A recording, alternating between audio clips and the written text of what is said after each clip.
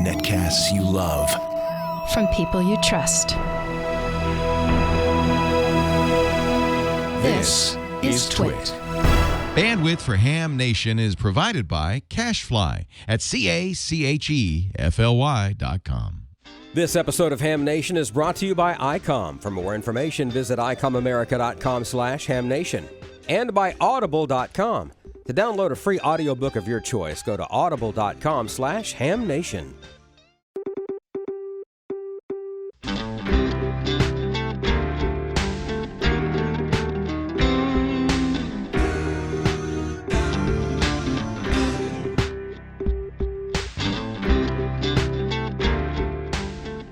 This is Ham Nation, episode number 258 for July 27th, 2016. Nick Tusa and Bob report on the vintage Boatanchor Weekend. Hello, everybody. It's K9EID, and you are watching Ham Nation, and you're listening to Ham Nation if you're on the podcast. And we have a great show again tonight. Lots of good stuff. And kick it off here, we'll, first of all, let's go around and see who all's going to be here before we really get into it. And we got Gordo down in Costa Mesa. How you doing, Gordo? I am doing just fine, and we are here with exciting news. Back to you, Bob. Yeah, you've been working Hawaii on 2 meters. How can you do that? George, can you work Hawaii on 2 meters? Not unless I stand on top of a ladder. That's with my handy talkie. That's kind of hard to do. I've got just a brief follow-up to my Hardtails from the Transmitter site that we did last week. Okay. And what's going on with Don? Are you down fighting alligators? What are you doing this week? No, we're not, but it has been rainy, which of course means it's a little bit swampy out here. As a matter of fact, we've got a picture of what's going on. See, I mean, that's how wet it is down here. That's how wet it is down here. We've had 3 days of rain. Parky, one of the guys over at DX Engineering, mocked that up and sent that to us, and we're pretty upset about it, to be quite frank. No, it's funny stuff. No, it's been raining here lately, but it's kept the heat down. But now we're back to our normal 20% chance of rain, which means 90 to 95 with about a 70% humidity. And so it's just going to be miserable. But that's all right, because we've got some cool news coming up from Amateur Radio Newsline a little bit later. Okay, we will be listening. I'm going to be joined by K5EF, Nick Tusa, who is the instigator that put all of this wonderful weekend together. We had such a great time at the late West Shums farm where we gathered all these vintage boat anchor rigs, and it was a weekend of history, and we're going to get into that. I've got a whole bunch of pictures, and we'll run through them quickly, but we're going to be joined with Nick in a while. But first, I want to hear more about this Hawaii stuff. So, Gordo, let's hear what you've been doing today. Well, it's been exciting, and in just a moment, you'll both hear it and see it, Bob. Coming up August 7th, word of the 82nd annual Hamfesters Hamfest. It's going to be at the Will County Fairgrounds in Peotone, Illinois. Thanks, Kurt, WB9FMC, for that info. And, of course, August 20 and 21, Dawn and I, and maybe others on our cast, will see you at Huntsville. And at Huntsville, August 20 and 21, Saturday and Sunday, I present on Saturday the Instructor Academy. Then a week later, August 28, Sunday, Western Connecticut, they'll have their Hamfest at the Edmond Town Hall. And then, of course, Boxborough in September. That's a great Hamfest, September 9, 10, and 11. But beside Hamfest, we had a lot of comments in the chat room trying to figure out Don's malady. Well, it's not really Don's malady. So let's go ahead, Brian, and take a look at Don's malady machine. Now, notice. No, that's not a malady. That's a Firebird. Oh, that's right. I have. That's the Firebird. But there's malady under the hood. No, not that one. The not that. No, not the old one. The new one. There's a Malibu, not a Malady. That's my unit. We're both with 454s, and doggone it, don't you hate when the rats or the mice or whatever gets in there and eats up the wiring? So chat room, I would like to thank you very much for sharing with me the latest ad that I think will really hit home for Don. So Don, here is the cure. First of all, if your rats like mine have chewed away at the microphone on your 76 vehicle, oh my, or if they've munched away, here you go. Don, you can keep small critters out from under your car. And Don, did that little varmint look anything like this? If so, possibly the chainsaw could take him out. Yeah, I need the ultrasonic. That's funny. So if the ultrasonic won't do it, one of our viewers said, let's try the tornado chainsaw. If that doesn't work, at the 3-in-1 solar animal repeller.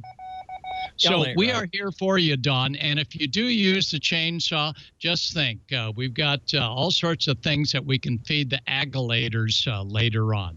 So, Don, we are with you. And, Brian, if you don't mind, just for a moment, come back to the live shot here.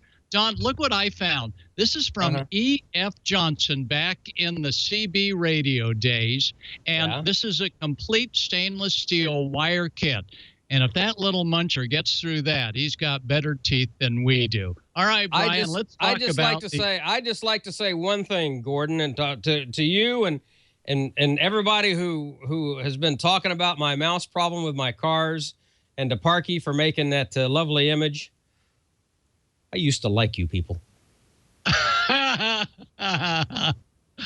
Ooh, boy. All right, Brian, let's head back to the short shots. And, yeah, that's what we'll look like if we mess with Don again. Well, you could try a cat, Don. One of our cats would be willing to maybe take a drive back there in the 76 Chevy I've got. And that looks like two of your cats. Yeah, we do. We do feed them well with rats and mice. All right, Brian. Well, take a listen to the excitement that's going on right now.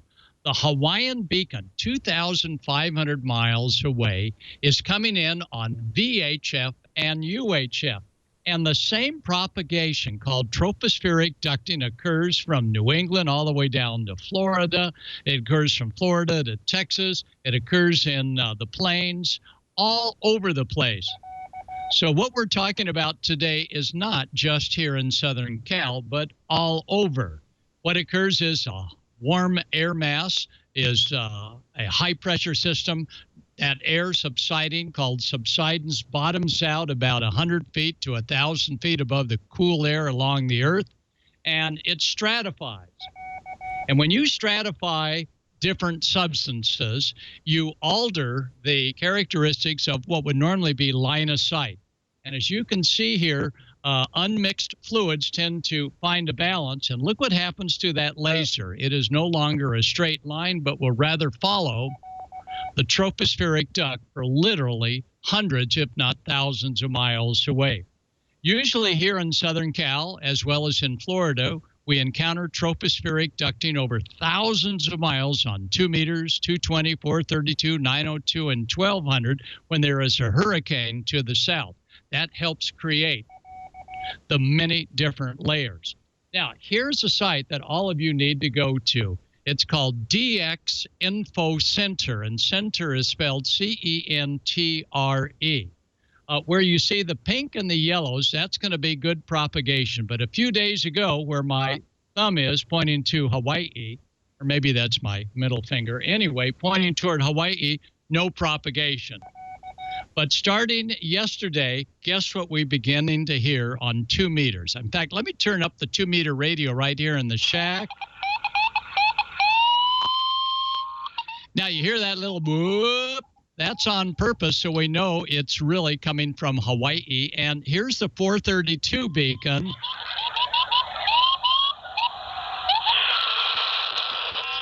And, of course, a lot of radar. But imagine in Hawaii, these automatic beacons going 2,500 miles with only about 20 or 30 watts of power to be received by the West Coast. So the Hawaiian beacon has been coming in now that we see the propagation on dxinfocenter.com/tropo. There it is at the top of the chart.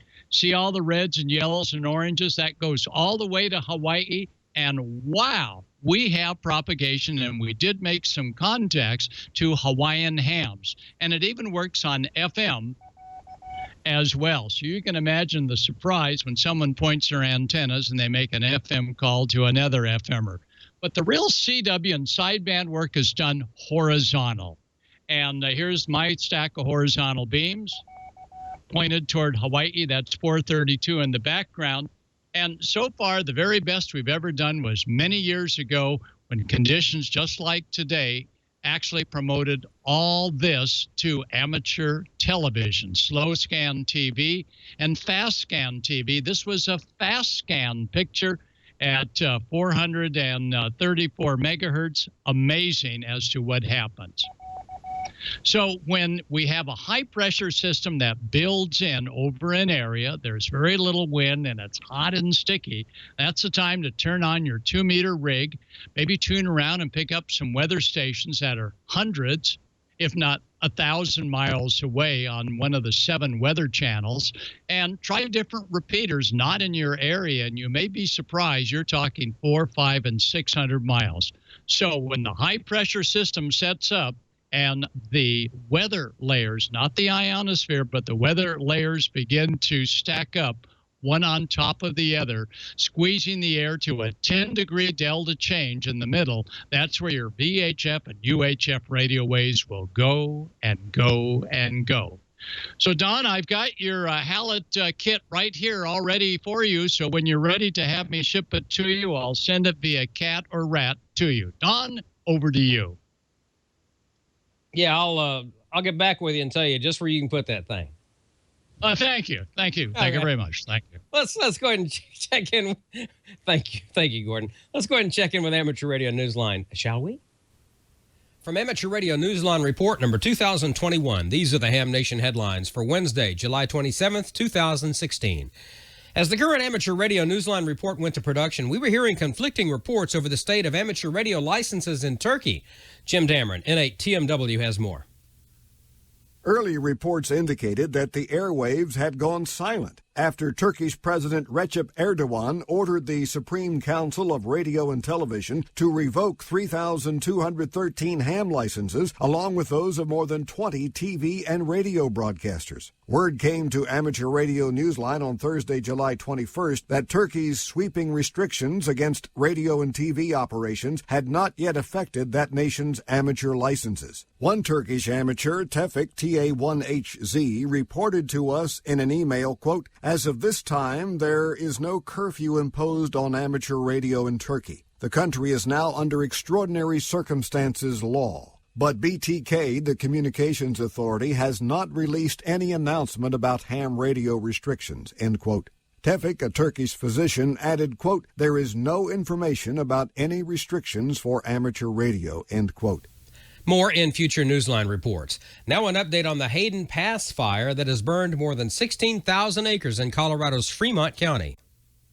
Amateur Radio Newsline's Amanda Alden Carrier, K1DDN, the Aries Emergency Coordinator for the county, sent an update to Newsline on Wednesday, July 20th, 12 days after lightning first sparked the deadly wildfire. Amanda told us that Colorado Aries amateurs remained active through Friday, July 15th, and handled all traffic via the DTR system on 800 megahertz. She said in an email that, quote, "These wildfires spread so quickly that it reminds all of us to be ready to answer the call for help in a matter of minutes, not hours."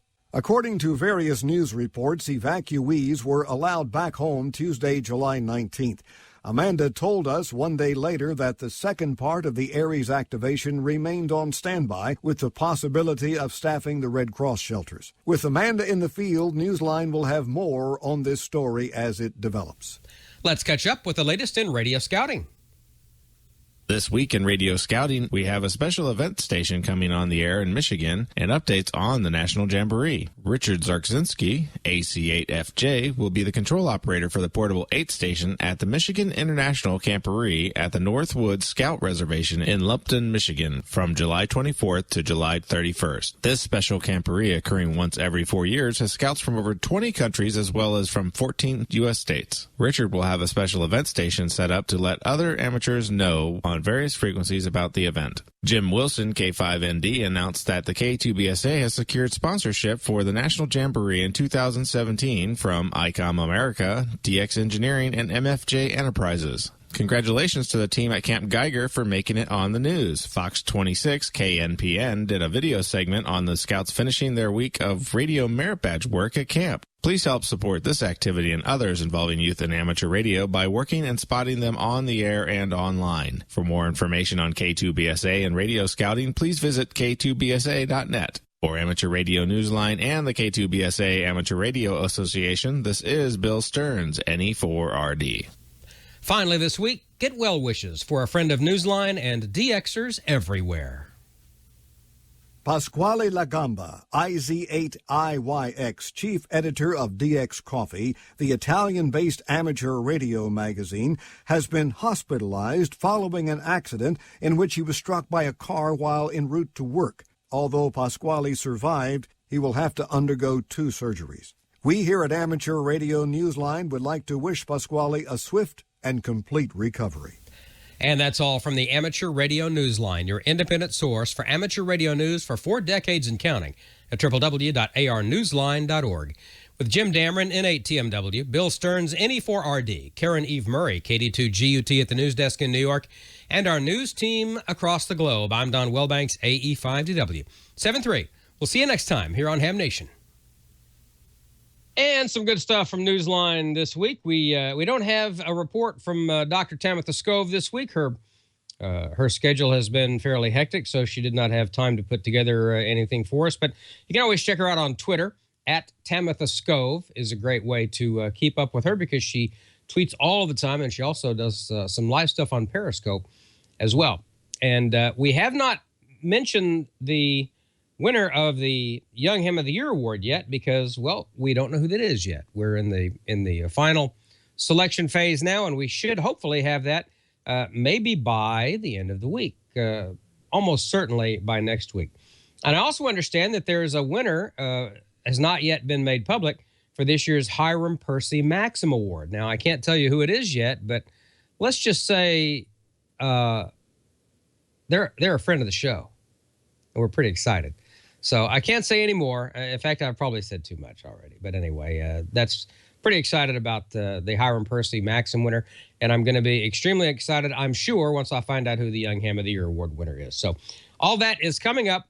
And, of course, the Huntsville Hamfest is where the Young Ham of the Year award will be given away. And that will be on Saturday, August 20th in Huntsville, Alabama. We hope to see you there.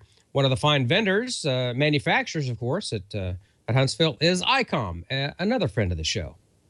Get out there and get on the air. Combine your recreational enjoyment this summer of amateur radio with the great outdoors. Join the National Parks on the Air event and celebrate our national parks turning 100 years young.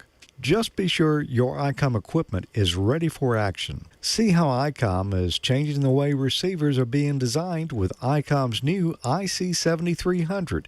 It will exceed expectations. RF direct sampling, 15 discrete bandpass filters, large 4.3-inch color touchscreen, real-time spectrum scope, and SD memory card slot. Limited space is no problem with the IC7100 base station. It's a great compact D-Star option. Angled control head and touchscreen for quick intuitive operation, large internal speaker for clear digital audio, and it's perfect for multi-band and all-mode communications. Simplified operation, HF and digital technology, the IC718 base station is the most practical rig you will ever own. Front-mounted loudspeaker, DSP capability, selectable antenna tuner, and simple operation. Visit ICOMAmerica.com/amateur for more information on all ICOM radios. And you can tune in and enter to win after each episode of Ham Nation. Go to icomamerica.com/hamnation and register to win for great swag prizes like T-shirts and hats. And while you're there, learn how you could be entered into the monthly grand prize drawing. For July, it's the ICOM ID 5100A dual band, dual watch VHF UHF transceiver with touchscreen. It does analog and D-Star. It's got built-in GPS, DV and FM repeater list function, available Bluetooth unit and headset, Android application, and a lot more. And I can tell you now that, this is the last week you've got to enter for that one. It's going to be drawn at the end of July. But for August, I can tell you now it's going to be the ID880H. So if you don't win this month, register again next month, and perhaps you'll win then. So go to icomamerica.com/hamnation. After this and each episode of Ham Nation, throw your name in the hat. Congratulations, good luck, and don't forget to follow ICOM America Inc. on Facebook and Twitter. And now let's get Bob back in here and see what's been going on in the wide, wide world of boat anchors. Yeah, you got that right. Boy, it's been a weekend for me. And it all started with our friend Nick K5EF. Let's see, and there he is. Hi, Nick. How are you? Hey, I just saw you this weekend, huh? We had a great time, and I thank you so much for putting it together. To me, it was kind of a memorial to Wes Shum, and for those that aren't up on some of the happenings there with Wes, he was the man that came up with the idea of putting single sideband on amateur radio. And Nick, you knew him for a long time and worked right beside him. Is that correct? Well, I first met him in Chicago in 1983. But prior to that, I had conversed with him by telephone and by letters since I was in high school. So I felt like I knew him. He was part of my family. Well, it was really great. And we got to meet his wife again this year. Marge was there. And so many guys came. Some came from the West Coast, East Coast, all around the country. You worked real hard to get some of these rare pieces of gear. Some of that was just one of a kind, right? Oh, it was. We had a quite a selection of equipment to look at. A lot of prototypes and radios that had very, very limited production. For example, Johnson Avenger and a Thunderbolt 2 amplifier, which were just prototypes, never made it to production.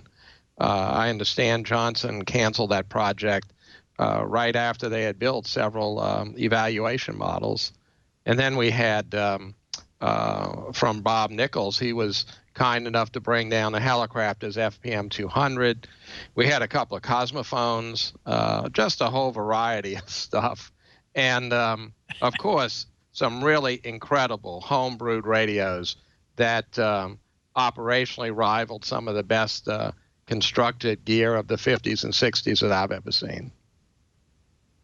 Yeah, I was very impressed. Well, I just wanted you to come on and say a little bit. I wanted to thank you personally, and we'll have you back on again, but I'm going to run a couple of dozen pictures here quickly, and it'll have a lot of the things that we have talked about. Here is the farm. It's just a beautiful place. I mean, it's gorgeous, and I appreciate Diane and John letting us have the run of it. That was a home that Wes lived in his late last years, and now it's a bed and breakfast. So you can there's a happy picture. That's Marge and Diane and Brittany. Is that right, Nick? Yeah, that's correct. Yeah, you can certainly tell Diane favors a mom, doesn't she? And we have to talk about your cap. That cap you have on, that was his favorite cap that he wore all the Hamfest. Is that right? Well, Wes Shum always wore a hat at a Hamfest, and it was his trademark. So this is the one that he and I, whenever we would go Hamfesting, once he moved to Tennessee, he always had this cap on. So felt it was only right that it be worn this past weekend. Oh, that's great. That's great. And as we move in, this is some of the tents and things that they put up. Being a bed and breakfast facility, they have all of this ready. I've never been to any kind of a ham meeting that had a chandelier, but there we are, Nick. That was pretty cool. And what you can see in the background was maybe that was you or someone giving a workshop, had a whole series of workshops, and they were just wonderful. But the tent was super and had a chandelier. There's Wes. What year would that have been, do you think? That would have been 1959. That was the time when the first 100V came off the production line. Wow. A young W9 DYV. And that is one of the rigs that showed up. You want to talk a little about that one? Well, that's actually a pre-production prototype of the 10A exciter, which is the one that brought single sideband in a wide range to amateur radio. And the little 10As, which had plug-in exciter coils and 5 watts peak output, those are the ones that the hams were using in large amounts in the very early 1950s, and just starting to get interested in single sideband. Wes was the first to bring a whole system where you had an exciter followed by a linear amplifier, of course, and also a single sideband adapter, so that hams with traditional equipment could operate on single sideband mode. Yeah, the red and white knobs was to null the carrier. There's the inside of it with the plug-in coils. That was a wonderful piece of equipment. I had built one of those. It was my first entrance to building anything significant, and it sure did change my life. But that was really fun to see that prototype. But there we go with the King. That's the 20A, which is basically the same piece of gear, but it has coils and band switches, so we didn't have to do a plug-in coil type deal. And that's what you see behind me every week. VFO is to the side. Here was an intriguing thing. Back in the days of late 40s and 50s, GE had a thing called Hand News, and it just had all kinds of fun things. And Mark, NU6X, he built this single sideband Junior and brought it along. And look at this. It is just so cool. Now, he just did this a few months ago and did a magnificent job. Just super, super, super. I was so impressed, and it worked well. He was on the air, I think it was Friday night with it. And gosh, it just worked so well. Look how beautiful it is. He did such a nice job. But that's what started all of what we did in those days to get sideband going. Now, this was something I had never heard of called the Elinco X4. Little bitty box. Somebody had really worked on this one hard. Look at all the stuff they crammed in here. And, it was amazing. Where did this come from, Nick? I don't know the history of this one. I was as surprised to see it as you. It's actually a filter single sideband rig. You see those two crystals there between the two IF cans, transformers. Those are 2 of the 4 crystals. In order to save costs, they use one octal socket and plug the crystals in from the top. And if you flip the thing over, there are 2 more crystals that plug in from the bottom to make a 4-pole crystal filter. And the idea is that it lopped off the sideband, the unwanted sideband, but it was also positioned to null out or filter out the carrier. So unlike the traditional phasing rigs that had balanced modulators, and of course single sideband radios, filter ones with balanced modulators. This one didn't. It relied on the filter to get rid of the unwanted sideband and the carrier. I think I had a picture. The next picture is the bottom of it. Very, very cool. Now, here is the deal. In the day, they had dinners, and this was a single sideband dinner. What year was this? 50? Well, it's in the early 50s. And as you can tell, this was at a part of a Hamfest, and I haven't seen too many guys walking around in coat and tie at Dayton, Well, it just showed the interesting single sideband back in those days. There's the next run I want you guys and gals to check out. This was aboard Fifi. And you will notice on the extreme left, there's two boxes and then 3 boxes. Those 2 boxes are BC 458s. They were transmitters. And what happened was after the war, we could get those from Fair Radio, or if you were lucky enough, get down on some of the streets in New York and buy one of those. There it is. And you can buy that for $5, maybe less.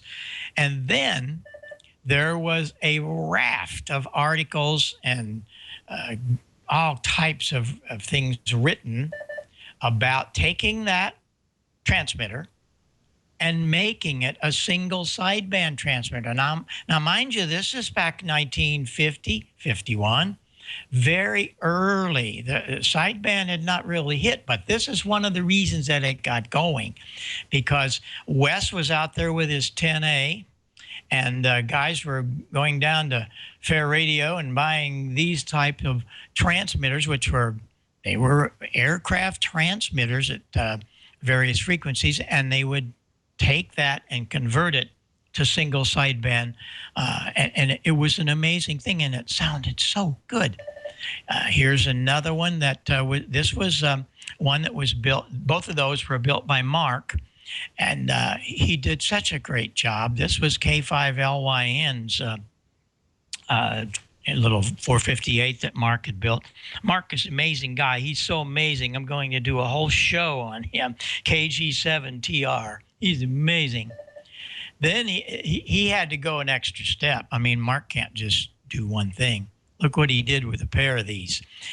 He took the 458 and built the transmitter to see on the left. But on the right, he got the receiver, and he coupled them together, and they became a transceiver. Now, this is just too cool. Way ahead of its time, but that's Mark. He's an incredible craftsman. But these are the things that happened in the early days. We were builders, and I really love it when I see things happen. There's Mark and his incredible, we call Octomania. This thing is it's a transceiver built with octal tubes. They're not the little miniature ones. They're the bigger ones with 8-pin octals. And we're going to cover that at a later date because it's just too much to say hello, goodbye. We'll do a whole show on that guy. It's really fabulous. But there again, we just had such good times in those days of building and sharing those things. This was, to me, the highlight of the weekend. You want to tell about this one, Nick?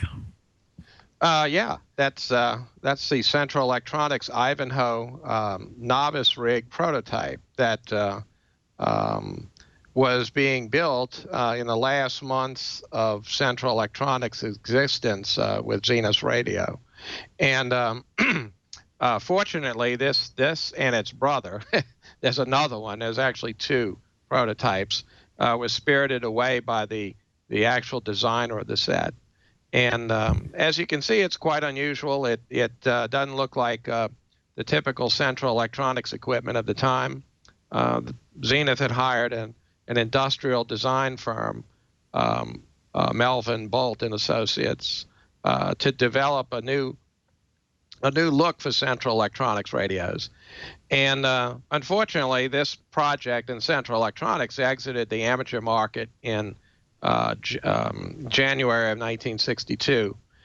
And this particular set, I believe would have sold quite well just because of its styling. And it had a number of unique features which we demonstrated over at the event. And if you'd like to see it, you'll have to come next year. Yeah, there you go. I think the next picture I had, this fascinated me. Now, understand, this is a crystal radio, crystal transmitter. Let's see.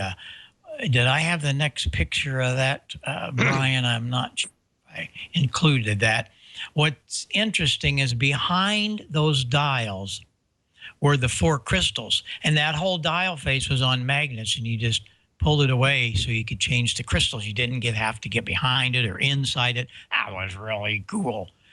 So we'll go back to Nick here for a little bit. Nick, I really appreciate you being here tonight, and I can't thank you for all that you have done to bring all of this history to amateur radio. And we want to prepare everybody. Hey, there's that picture. Note that, how that front is on a magnet.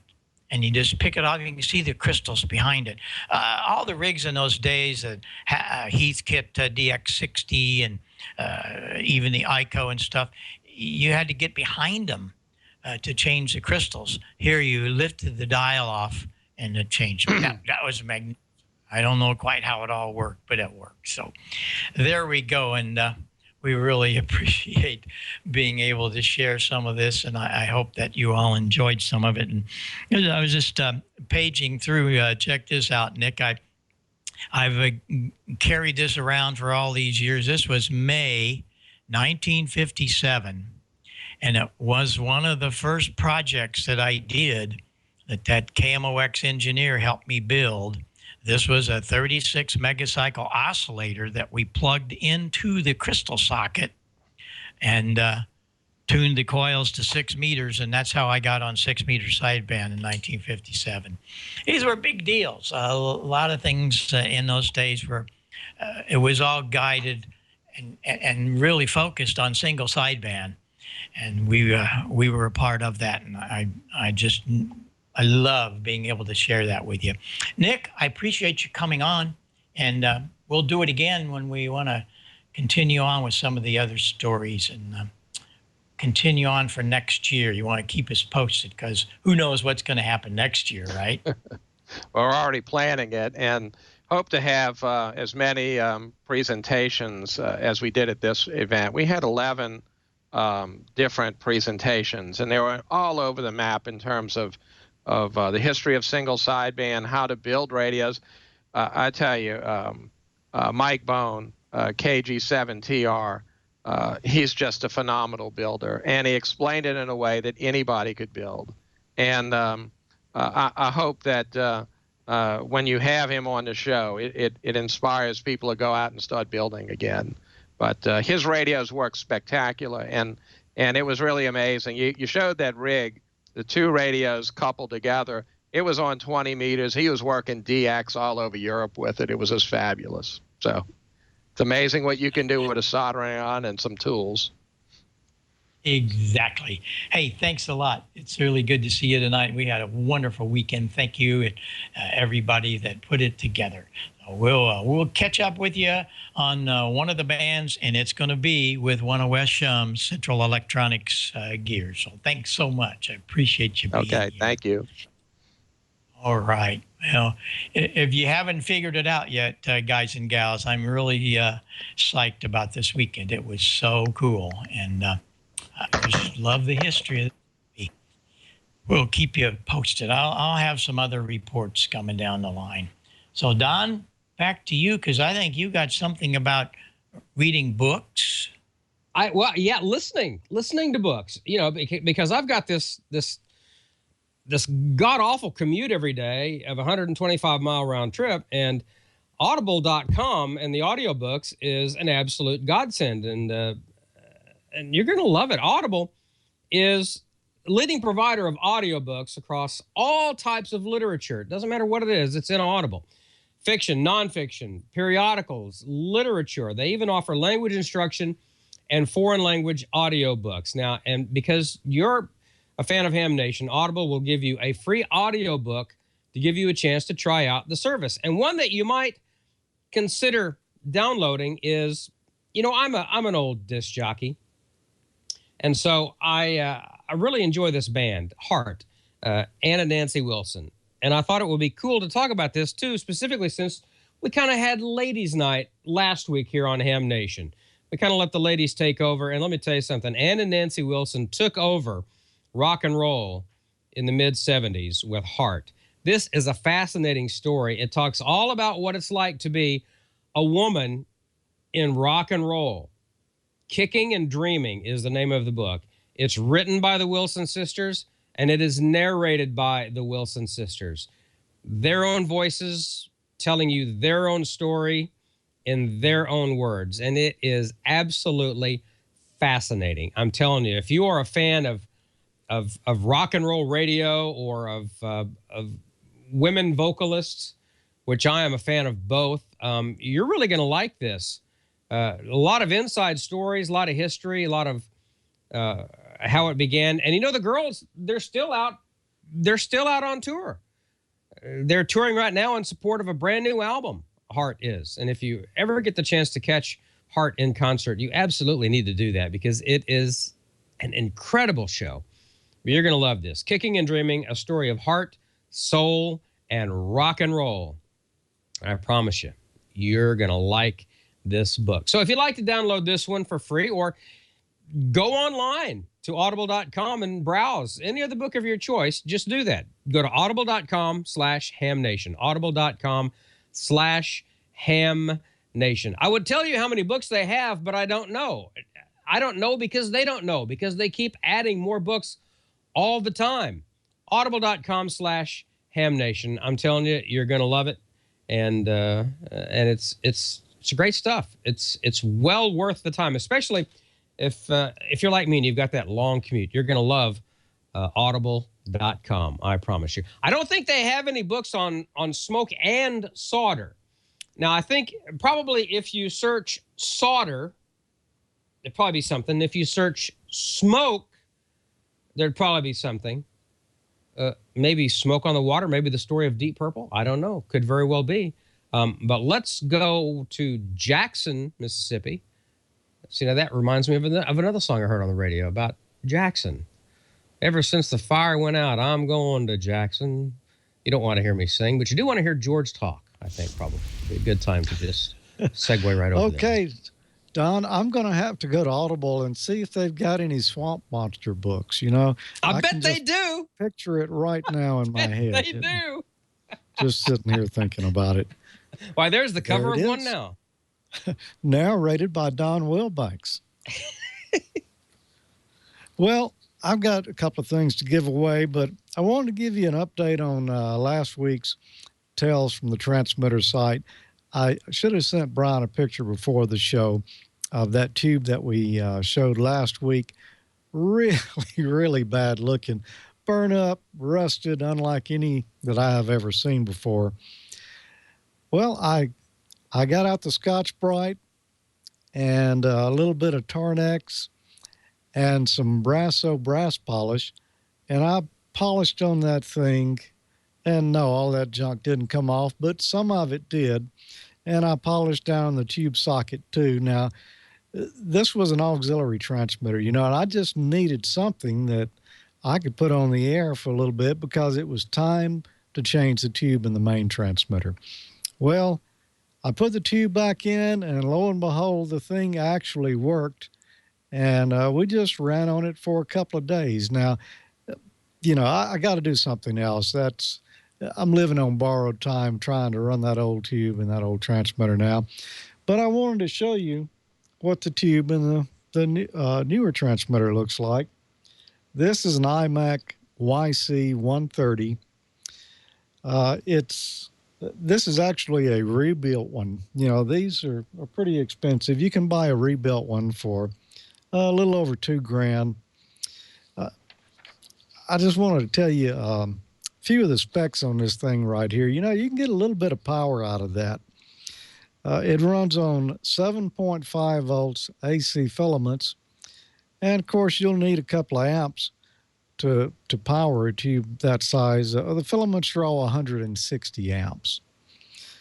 The maximum operating temperature on this thing, and I would never run it anywhere near this hot, but the specs say 250 degrees Celsius.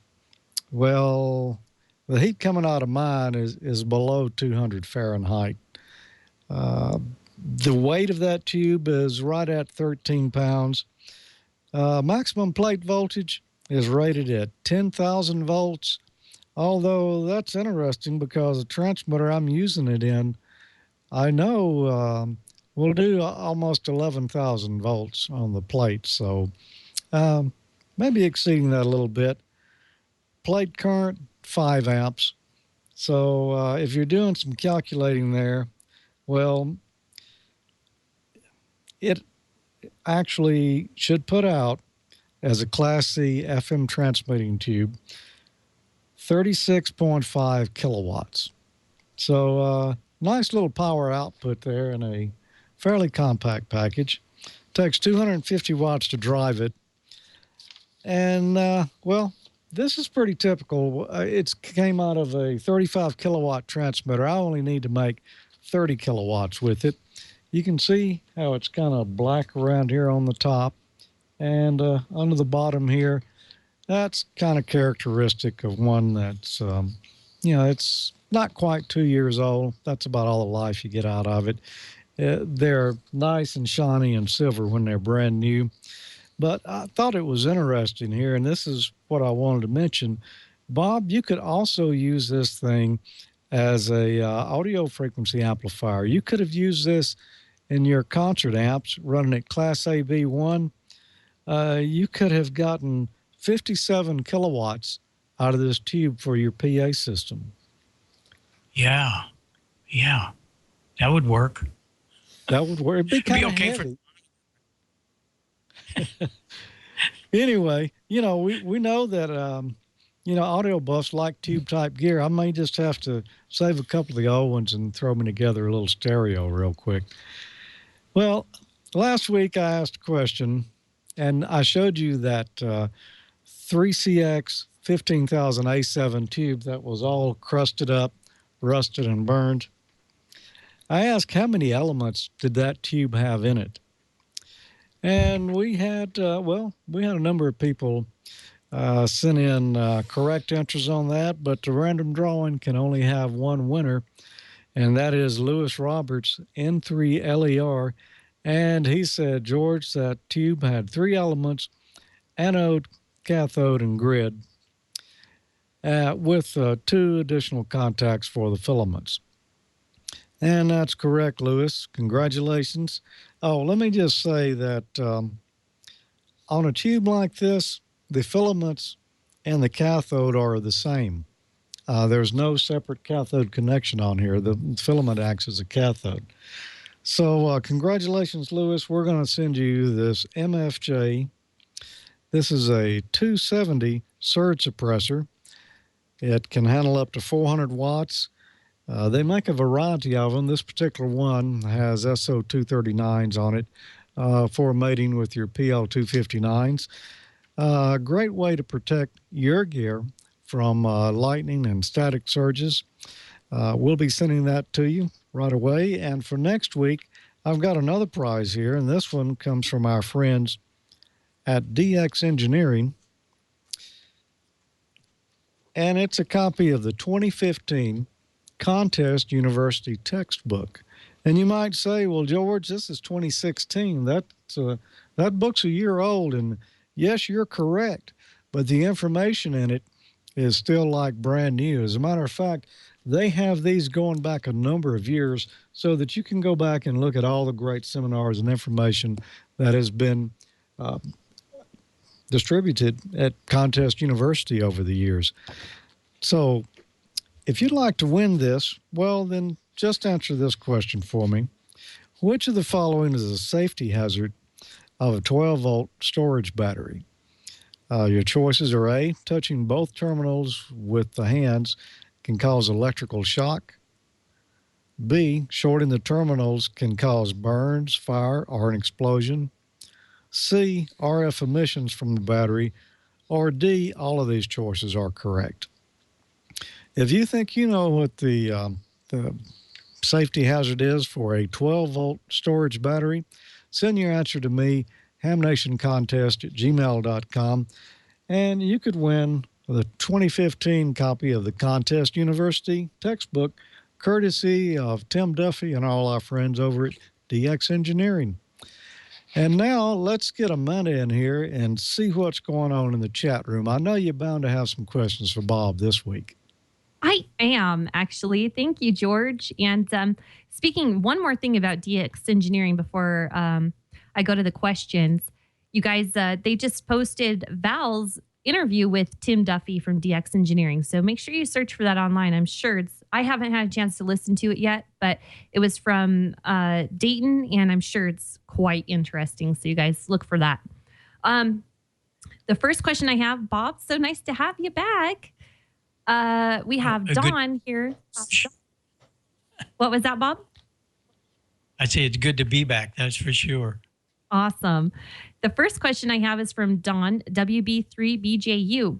He said he read a QST article about the 7300 that it uses 3 dB steps for S meter up to S9. Most all others use 6 dB steps.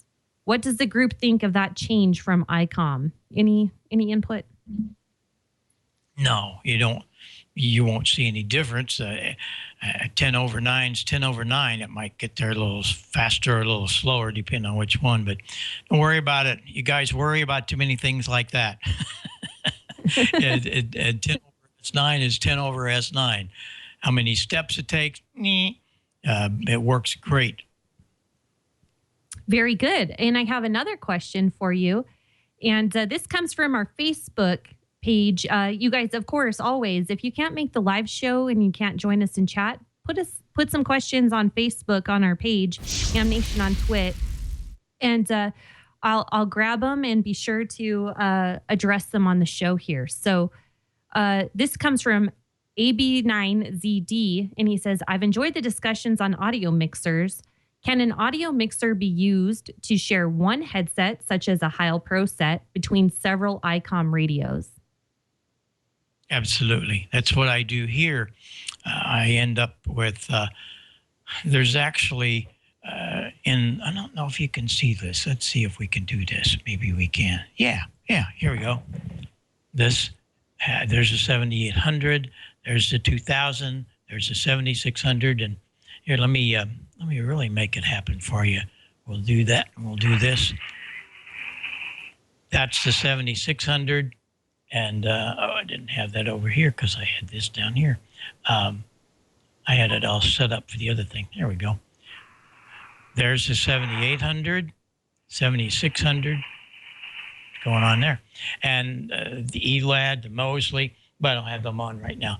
But I seldom use the radio's volume controls, the AF controls. I do them all from here. This mixer has 3-band parametric EQ, and it drives the pair of Control 2Ps. It's really great. And there's a headphone jack, and you could use the headphone and do the same thing. Bring up each radio as you need. You can have them all on at the same time. And I can't tell you how cool it is. You should all be doing this, and it works well. You can have a whole new world of hearing any kind of signal by you being able to equalize it. So that's what you want to look to. Very good. Well, thank you so much. By the way, I can't help but notice that you are talking through a very fancy looking microphone. What do you got there? Oh, this is our heritage. We've had it in and out of the line several times, but we keep getting more and more requests for it. Now it comes in black with a different color screen. This is a chrome one. This is the Elvis model, but it really works well. The heritage, and we're finding a lot of groups are using it out on the stage. But a lot of hams are using it because it's got that good old vintage look, especially the black one. The black one is really cool. So check it out. It's on the website, the heritage. Well, thank you, Bob. I like it. It looks pretty fancy there, actually. And George, my next question is for you. And that came from WB3BJU as well. He says, how many times can a tube like that be rebuilt from what you were showing us earlier? And that is an excellent question of which I don't have an exact answer. I know the rebuilders say that they can rebuild them a number of times. I think what they do is they cut the tube open at, somewhere along here. They change all the elements out that are inside of it, replace it with new guts. And then they, I guess they weld it all back together, pull a vacuum on it, and send it back out again. But I think the problem becomes that sometimes you can get some arcing and stuff on here that could prevent it from being rebuilt again. And also, every time they rebuild it, it cuts down and gets a little bit shorter. So eventually, I think they're going to have to throw one in the trash, but they say they can do it quite a few times. Very good. And my next question, Mr. Don, not only does he have the coolest Trans Am in the ham world, you also have gone through quite a few vehicles in your lifetime. And my question is specifically for you. Yeah, that's right. Can you come? No, I was going to ask you if you could come wax my car. That's not what I'm asking. I'm selling my car. Absolutely not. Okay. Selling my car. I'm taking my antennas off of the car. How do I cover up those holes? What do you use? I know you've been there several times. Hey, Don, I think you're muted there, buddy. Muted. Pardon me. All right. I didn't drill holes in mine, so I can't really speak to that, but I know that, I've gone to the various county auctions and police auctions and stuff, and, they sell the used police cars, and they've all got, you can go and buy plugs specifically for the holes that are drilled in there. So I would imagine you go down to Radio Shack or some other place that sells those hole plugs, throw a little silicone on there and put it in there. Now, of course, if you really want to fix it the right way, you're going to weld those up and you're going to, but that's very expensive and very time consuming. It involves paint and body work and everything else. But if you're just going to, if you just got a few holes on the roof, just go down and get you some nice rubber plugs or those plastic plugs and make sure you silicone them up real good so you don't get any water incursion in there. And that okay, should do it. Yeah. We're selling, if anyone remembers when Jeff got pulled over looking like a cop, I'm selling the Grand Prix. So neither one of us, it just didn't even cross our mind. Oh yeah, we're taking off the antennas. And now we have these big old holes in there because Jeff is addicted to NMO mounts. I know everyone has their opinion about that. Why would anyone want to sell a Pontiac? Why would you want to sell a Pontiac? Honey, it's just that time. We're looking for a small 4-wheel drive. So it's a supercharger and everything. I really actually like the car, but I drive 2 miles to work. So I don't need a supercharger to go through 3 I drive stoplights. 125 round trip. I could use that. I'd never be late for work. That's so funny. And it's a pretty good car, actually. Just the 2 owners. My parents had it, and then we bought it from them. So anyhow, thanks for the advice, Don. Just look for some plugs and silicone. That's what you say. We're definitely not going to do the Bondo and sand it out. No, we don't need to do that. But now they make rubber. I mean, there are rubber plugs that you can go. I mean, Jeff has got to be friends with the cops. I mean, hell, he's a fireman. Have him go down and talk to the radio guys who install and maintain the radios in the fire on the fire apparatus and the police cars. I'm sure they'll probably hand him a whole handful. You're right. You know what? I bet they will. The main installer, actually, we have such a small town here. The main installer isn't from this town, so they're about 40 miles away. But I bet they have some in a stupid drawer somewhere in a garage. He's connected. Here. He's connected. Yeah. He can get them. Absolutely. Well, thank you, Don. And thank him for me and for all of us watching for his service, would you please? I absolutely will. He will really appreciate that. He's actually, he's on the night shift right now, but that's about to change. So he's on his 12-hour shift right now, and he'll be home at 6 a.m. No, 7 a.m. He has an hour drive home. So thank you so much, Don. He really appreciates that. You guys, that's the questions. I didn't get any announcements tonight. No upgrades or no new technicians, nothing. So, Bob, really nice to have you back. And that's all I have. So I'll send it back to you. Very good. Well, it's been a great show, and I know there's been a lot of information passed, so I hope you've been taking notes. Hope you've been taking notes. We'll see you back here next week, and our same situation of trying to get great information about the most wonderful hobby in the world. So thanks to everybody. Brian, we appreciate all your help, and everybody in the chat room that helped guides us along. And especially to the main twit, Leo Laporte, to keep the whole situation on the air. We'll see you back here next week. For now, we'll head off to some of the bands. I know 40 is really rough tonight, and who knows where we'll be. But we'll look out somewhere for you. Have you got any frequencies at all, Amanda? Have you found anything that's working?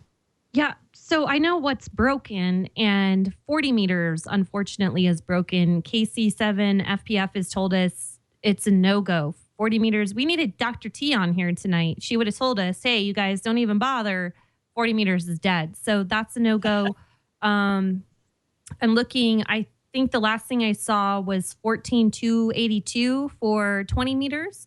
And of course, we have the Dewdrop in for Echolink and 14 Charlie for D-Star. I saw a post in the chat room that somebody posted, and I don't remember who it was, and I can't scroll up to find it again, but somebody said that there was they got from another solar weather source, not necessarily Dr. T this time, but hey, any port in a storm, that one of the coronal holes had just issued a big batch of solar wind that was headed this way, so that may be impacting us now. So that could be why the bands are all tore up. But of course, D-Star and Echolink works, and you just heard that, 355-814 Charlie. So get on and support our digital nets if you can't support our analog nets. Absolutely. Okay. Excellent. All right. 7-3, everybody. We're going to get out of here and see what is working. We'll find something that works. And see you back here next week. This is K9EID in the Ozarks. Bye-bye for now.